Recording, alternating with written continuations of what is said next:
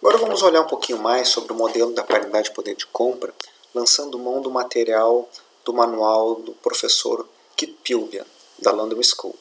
Pois bem, como nós vimos anteriormente, a paridade de poder de compra trabalha a arbitragem no mercado de bens, ou seja, a ideia de que bens idênticos em mercados distintos devem ser iguais quando medidos numa mesma moeda. Quando nós generalizamos isso para o conjunto de bens e serviços na economia, nós temos um modelo da paridade de poder de compra, aquele E igual a P dividido por P estrela, que nós tínhamos visto anteriormente. Esse modelo é um modelo bastante utilizado, muito tradicional, e a literatura trata da discussão se esse é um bom modelo preditor do comportamento futuro da taxa de câmbio ou do seu comportamento passado, e portanto nós temos aí um debate muito interessante das formas de mensurar a paridade de poder de compra, e vamos observar que este não é um modelo geral, ou seja, ele não consegue explicar bem o comportamento de todas as taxas de câmbio, pares de moeda, em todos os momentos e em todos os horizontes de tempo. Será que há falhas nesse modelo? Vamos começar a discutir agora, e lembrando que depois nós vamos apresentar a paridade de juros, voltando para o manual do Krugman, e o Krugman apresenta primeiro a paridade de juros e depois a paridade de poder de compra, de modo que nós vamos voltar à paridade de poder de compra pela análise do Krugman mais adiante ainda. Da forma como o Kit Pilbian apresenta, notem que a notação está um pouquinho diferente. Ao invés de E, ele chama a taxa de câmbio de S, que é S de spot rate, da taxa de câmbio no mercado à vista. Agora a relação é a mesma que nós tínhamos visto, P sobre P estrela. Então a taxa de câmbio é um preço que depende da relação entre o nível absoluto de preços domésticos com respeito ao nível absoluto de preços estrangeiros. Quando nós colocamos ali cuidar com a escala invertida, é que se pode analisar o comportamento da taxa de câmbio P dividido por P estrela, mas também P estrela dividido por P. Quando nós olhamos P sobre P estrela, e nós olhamos no gráfico ao longo do tempo aquele gráfico subindo, nós estamos dizendo que a moeda doméstica P está perdendo valor com respeito a P estrela. Eu preciso de mais unidades da minha moeda doméstica para adquirir uma unidade da moeda estrangeira, uma depreciação cambial. Este mesmo fenômeno, se eu estiver olhando com P estrela em cima e P embaixo, eu vou dizer que a moeda doméstica associada a P está perdendo valor se o gráfico estiver reduzindo, se a curva for para baixo. Se eu estou medindo P estrela sobre P no eixo vertical e a passagem do tempo no eixo horizontal. O que é certo e o que é errado? Não tem certo e errado aqui. É que nem a mão inglesa. Está errada a mão inglesa? Não, não está errada. É a convenção de andar pelo lado contrário do que nós estamos acostumados aqui no Brasil, nos Estados Unidos, na Europa continental e assim sucessivamente. Os ingleses não estão corretos e os alemães errados, ou os alemães corretos e os ingleses errados. Só que quando se vai atravessar a rua na Inglaterra, tem que olhar para o lado certo para não ser atropelado, e a mesma coisa o inglês tem que tomar cuidado quando ele estiver andando no continente europeu ou em outros lugares que tem a mão invertida frente à mão inglesa. Ou a mão, entre aspas, correta e não a mão inglesa, se nós entendemos que a inglesa é a escala invertida. Então não há problema nenhum, é só uma questão de ler o gráfico.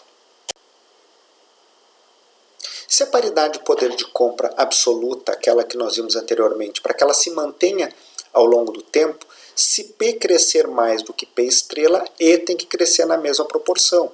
A notação aqui é S, Se P subir mais do que P estrela, S tem que subir. Então vamos imaginar que o nível absoluto de preços doméstico, P, suba 10% e o nível absoluto de preços estrangeiros suba 5%, a taxa S de câmbio deverá subir para se manter constante na proporção da diferença de 10% menos 5%, ou seja, 5%. Nota que isso nos gera uma previsão. Para onde é que deve ir a taxa de câmbio por paridade de poder de compra? Deve ir em função da diferença da inflação doméstica e da inflação estrangeira. Será que isso acontece de fato? Vamos ver um exemplo para o caso do Brasil.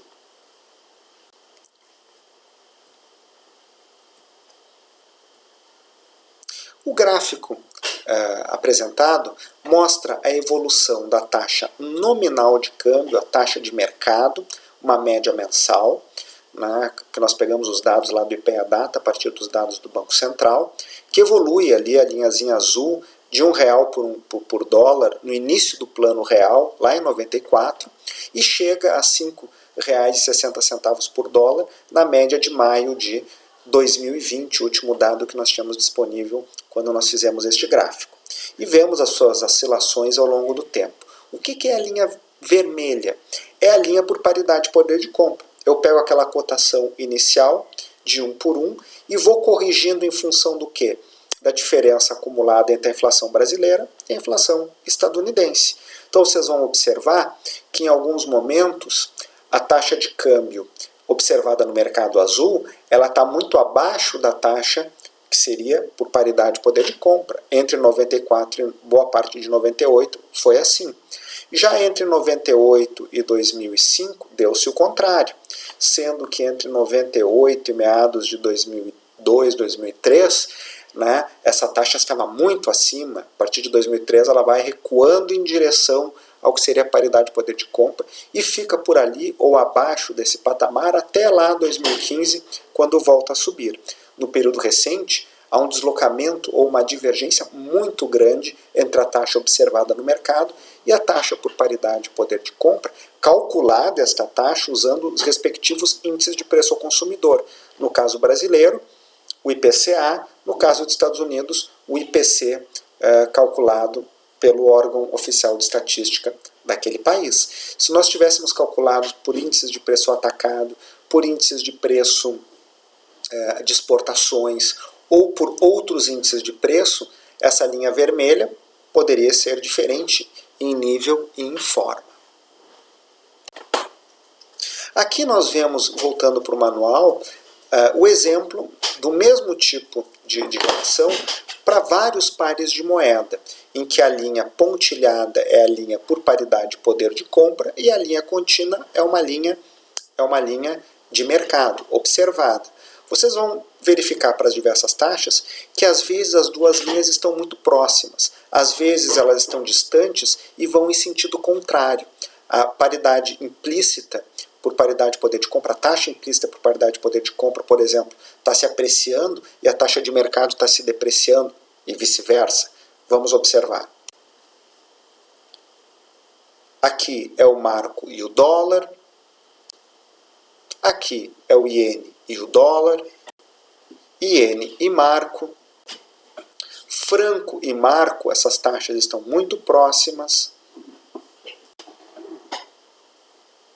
Lira e marco alemão, também taxas muito próximas. Marco e libra, mais um exemplo de taxas próximas.